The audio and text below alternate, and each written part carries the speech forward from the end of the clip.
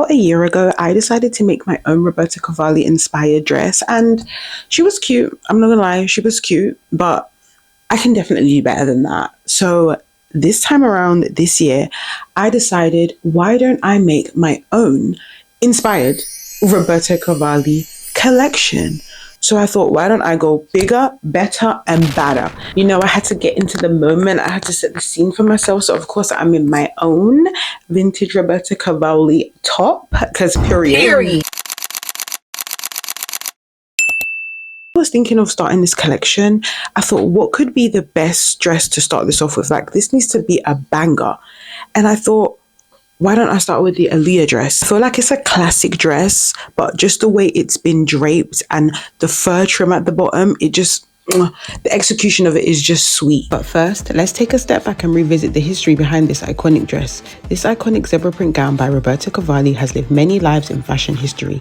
It was first worn by Eve in 2000 and just days later by Aaliyah at the MTV Video Music Awards, where it became a defining moment of early 2000s style. Years later, Tyler reintroduced this dress to a new generation, bringing a renewed attention to Cavalli's iconic designs.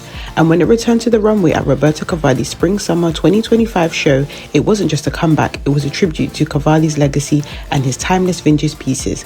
Because in fashion, nothing ever truly disappears. It evolves, reappears, and continues to inspire. So of course, I went in search for some animal print, and I came across this gorgeous grey animal print. It's like a mixture of, I'm going to say, a tiger and a cheetah, because it looks like a tiger print to me. So I'm going to say tiger and cheetah mixed in together. And I just love it. As soon as I saw it, the Aaliyah dress literally came to my mind straight away. And I was just like, I gotta have this. Like, you're coming home with me. This was, believe it or not, £1 a meter. £1 a meter. And I got 3. I think it should definitely be enough for the dress. It's so much. Gorge. I'm absolutely obsessed with it. So this is the fabric that I'm going to use for the dress. I also bought feather trim as well. I was going to do ostrich feather, but they were telling me £80 a meter in the store. Guys, I don't have £80 to spend on ostrich feather, so that was a no. But I feel like the feather is going to do it justice. It's more fluffier as well. I'm going to stop yapping now because I feel like I've done a lot of that, and we're going to actually get into making the dress. I'm real excited for this one. Okay, so some of the key design features of this dress is most definitely, obviously, the slit in the front. So this pattern, I'm not going to do it on a fold because of the slit in the front. I'm going to need to move my table because this pattern is quite long and this table is getting in the way. Oh, right, let me do that. Yes, this is the front of the pattern. I'm going to do it this way. Yeah, it's not foldable because of the slit in the front, but this seems pretty straightforward. It's just a cowl neck dress. I'm not going to say it seems easy. I'm just going to say straightforward because sewing, you really get humbled easily. And I don't want to be humbled today because I've got some really ripe bananas and I want to make banana bread. But I also want to do this as well. It's been on my chart of things to do for a while now. So I'm going to just cut it out. This is the front, and then I'm going to cut out the back and the insides, and then yeah, we're going to get to sewing.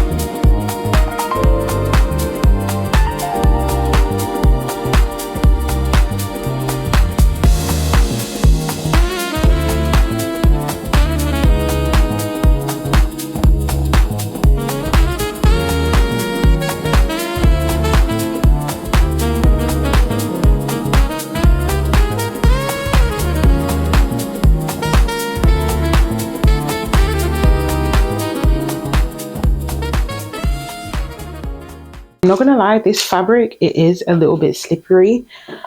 So I do have to be really careful and honestly really taking my time, because even when I was cutting the pattern, it was very, very, very slippery. I think when I sew this, I'm gonna have to do that hack. You know, when you have like paper at the bottom or something like that, so that there's better grip when you're sewing it, so that it's not like going all over the place.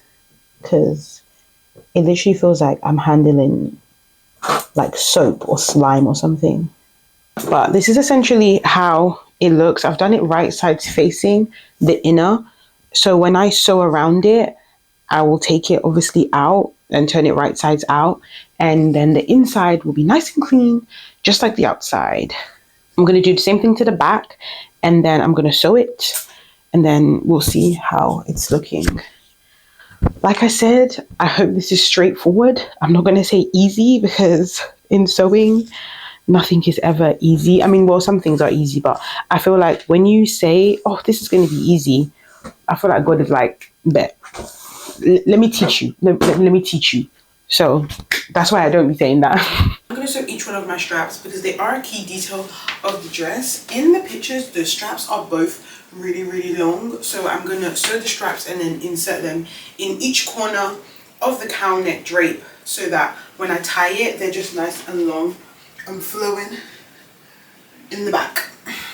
I'm going to be using a grey thread because I don't really have like a silver and I don't want to use black. So I'm just going to use a dark grey thread. I think it will blend in quite well. And I am using the Gutterman brand. And this colour is 496. Just in case anyone wants it.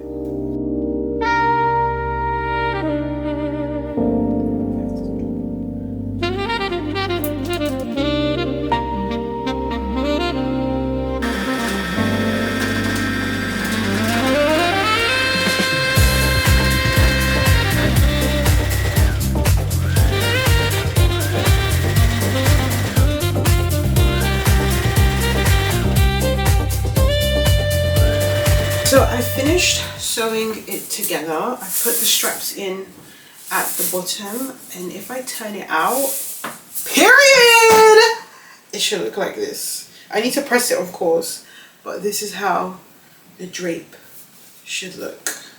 The back doesn't need any straps because it's only two at the front, and the back has its own sort of like drape, so I don't need to add any straps to the back. I just need to sew this, it's facing to each other, and then pull it out, make sure the corners are nice and sharp, and then press it.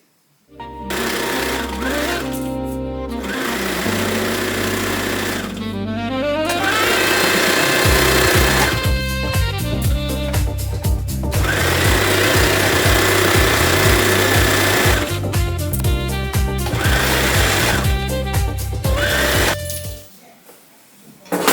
gonna snip the corners of each one so that they're nice and sharp, each corner. And because it has a curve, I'm just going to make a snip in the curve in the front, I mean the back, so that when it's folded, you know, right sides facing, right sides outwards, it will have a nice curve.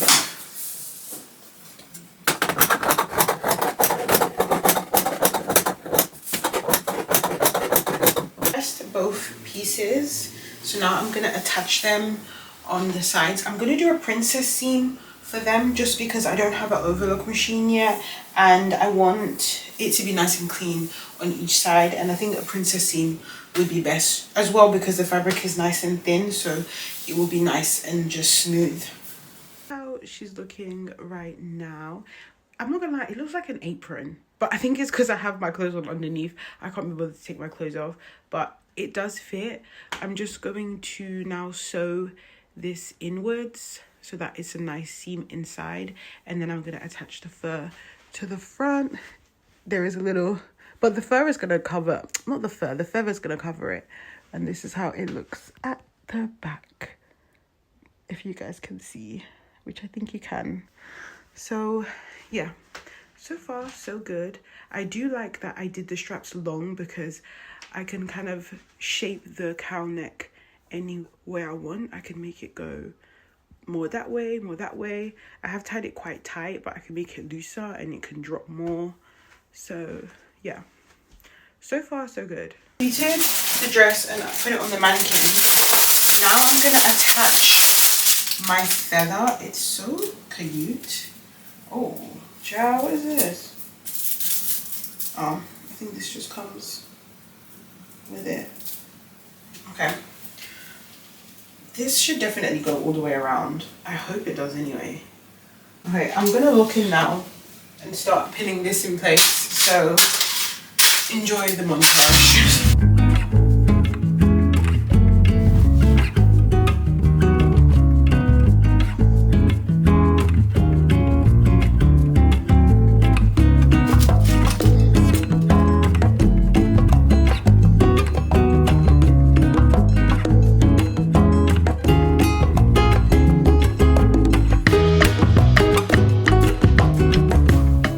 It's like twisted on a sort of like rope, and I have a feeling that if I try to put a needle through that on my sewing machine, it will break. So I think the best bet would be obviously just to hand sew it down. Let me move this back so you can see. Hand sew it down all the way like that, and then she will be done. So yeah, I'm going to use some invisible thread, but I'm going to use like the dark one. You can't really see it on here. You can see it a little bit, but that's what I'm basically going to use to sew all around the trim of the dress, because I don't want you to see the thread from the inside. So I've pinned it down all the way across and I'm going to sew her.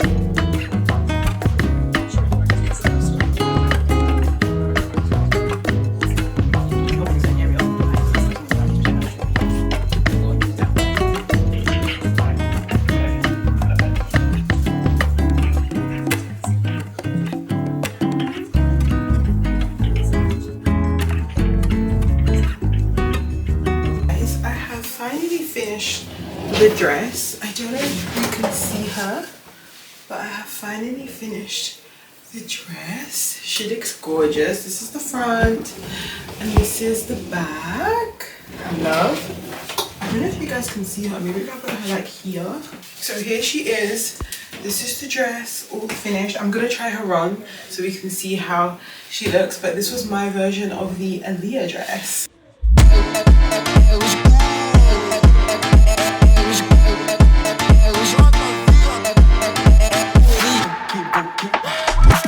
Sorry guys, but I ate this down. I ate this down. Like, I made my own Roberto Cavalli inspired Aaliyah dress. What do you guys think? Like, ate down.